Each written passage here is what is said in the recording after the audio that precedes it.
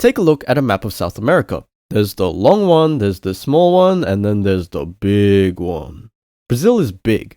So big that it beats out most of Europe and the contiguous United States. But if you look at all its neighbours, you can really see how much of a massive anomaly this country is in terms of its size. So how did it even get this way? Why is Brazil so big? To figure that out, we need to go back.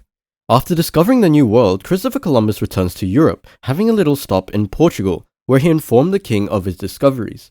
And so, thinking they had found a new route to Asia, the Portuguese immediately prepared to go and take control of the new trade route.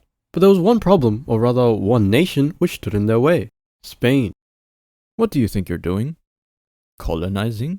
What? You can't do that. I funded this man's expeditions. That land is mine. Nuh-uh, this treaty says otherwise.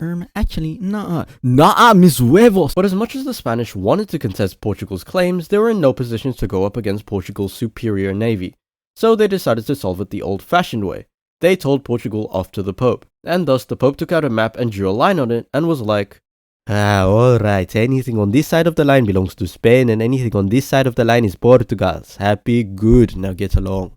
And this treaty was to be known as the Treaty of Tordesillas. Now it was clear, Portugal could colonize Africa and Asia and Spain could take all of the Americas. Well, actually, except for this little bit that nobody knew about, a little piece of South America west of the line made in the treaty.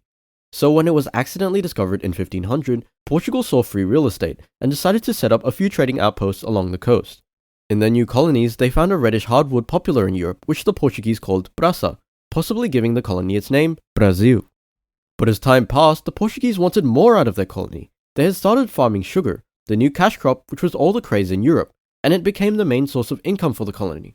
The only catch to this was that to farm sugar you need two things, a lot of land and a lot of people.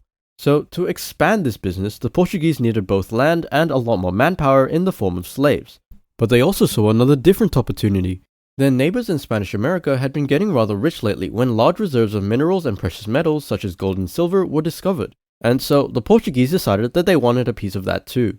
So the Portuguese sent out the bandeirantes, a group of settlers which migrated further, albeit illegally, in search for new land, minerals to mine, and native people to enslave. These migrations expanded the colony's territory much further north, west, and south compared to the original territory which was agreed upon in the Treaty of Tordesillas.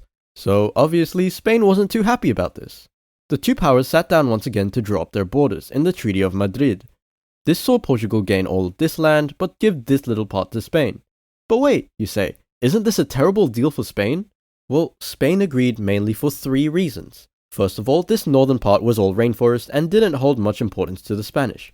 Second, they got this southern bit, which was the strategic point on the other side of the Rio de la Plata, and was also a hub for contraband trade into the Spanish Empire. And finally, they just needed the Portuguese from pushing even further. By establishing a clear border, they would be able to do that. Thus, the treaty was signed, which pretty much makes up for most of Brazil's territory in the modern day. Finally, a moment of peace and quiet for Spain and Portugal. Vive la révolution!